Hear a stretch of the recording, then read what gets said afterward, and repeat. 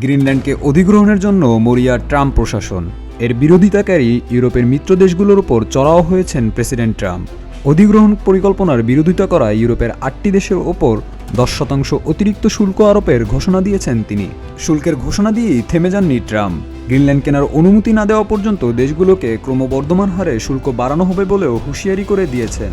ট্রাম্পের এমন সিদ্ধান্তে ডেনমার্কের নিয়ন্ত্রিত বিশাল দ্বীপটি নিয়ে আর্কটিক অঞ্চলের চলমান বিরোধ তীব্রতর হয়েছে।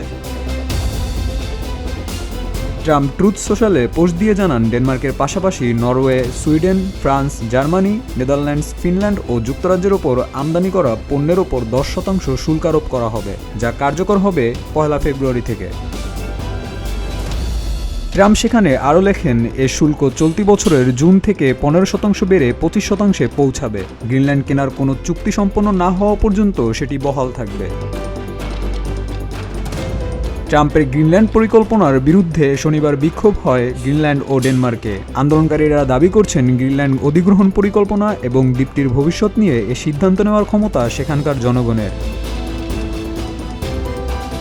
ইউরোপীয় ইউনিয়নের ন্যাটোভুক্ত কয়েকটি দেশ দ্বীপটিতে সেনা পাঠিয়েছে, যা নিয়ে চড়াও যুক্তরাষ্ট্রের এই প্রেসিডেন্ট। এমনকি বিশ্বের বৃহত্তম দ্বীপটি দখলে নিতে আভাস দিয়েছেন বল প্রয়োগেরও।